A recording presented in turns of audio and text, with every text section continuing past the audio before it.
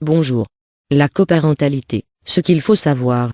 Il existe deux types de coparentalité, la coparentalité au sens strict, qui consiste au partage de parentalité entre les deux parents naturels des enfants, s'ils sont divorcés ou éloignés, et la coparentalité au sens restreint qui concerne surtout les parents homosexuels.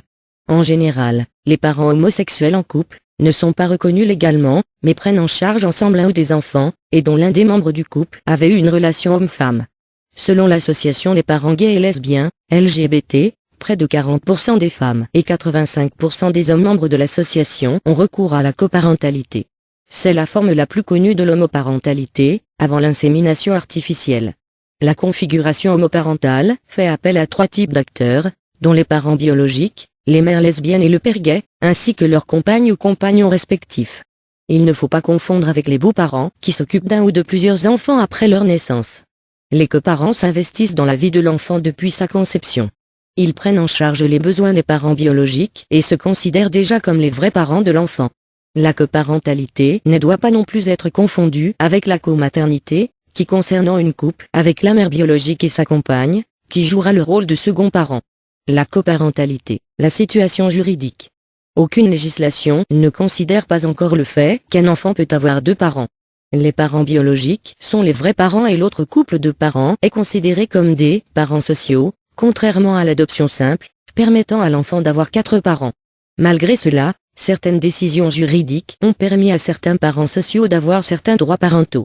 En France, c'est l'article 377-1 du Code civil qui régit la délégation de l'autorité parentale. Aux États-Unis, un enfant peut bénéficier de 2 parents suite au jugement rendu en 2012 et en 2013. Avec le droit de la Colombie-Britannique, un enfant peut avoir 4 parents légaux depuis 2013. Le terme « coparentalité » a été inventé pour décrire une relation parentale dans laquelle les deux parents d'un enfant ne sont pas ensemble, mais assument toujours la responsabilité conjointe de l'éducation de leur enfant. De temps en temps, les scientifiques utilisent aussi le terme pour décrire 2 personnes qui élèvent conjointement un enfant, peu importe si elles sont ou non les 2 parents biologiques et ou n'ont jamais été romantiquement liées. Exemple, une mère célibataire élevant un enfant avec l'aide de sa propre mère. Mais plus souvent, la coparentalité survient à la suite d'une séparation, d'un divorce ou d'une rupture d'un partenariat romantique dans lequel les enfants sont impliqués.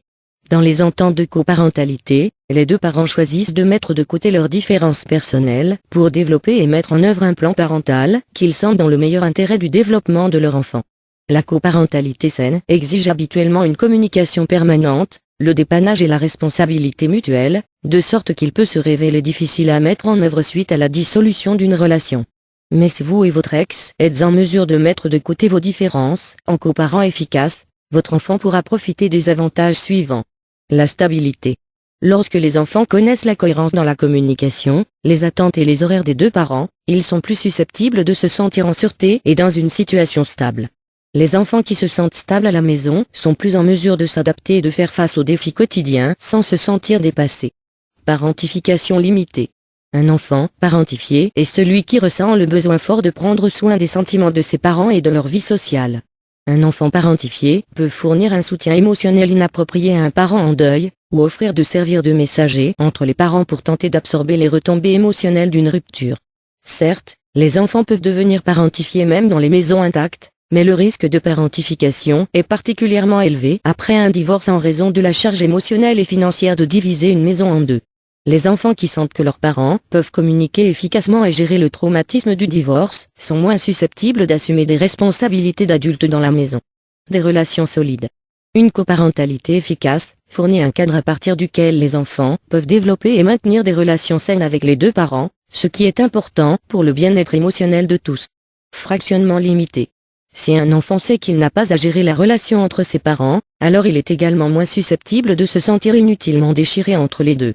Une coparentalité bien faite peut réduire davantage la probabilité que vos enfants se sentent divisés par le milieu.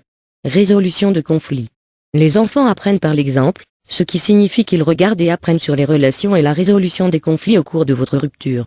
Avec une coparentalité efficace, les enfants apprennent qu'ils peuvent coopérer avec les autres, même dans des situations indésirables et douloureuses. En fin de compte, un coparentage efficace contribue à atténuer les conséquences sociales et émotionnelles d'un divorce ou d'une séparation. Le coparentage n'éloigne pas au loin toute la douleur d'une scission, mais il réduit les dommages et fournit un environnement sûr dans lequel les enfants peuvent intégrer avec succès la tristesse de la rupture dans leur développement. Merci de votre écoute. Ce contenu vous est présenté Shieldable, site de rencontre et d'annonce pour la coparentalité et l'homoparentalité. Pour choisir d'avoir un enfant, être copar.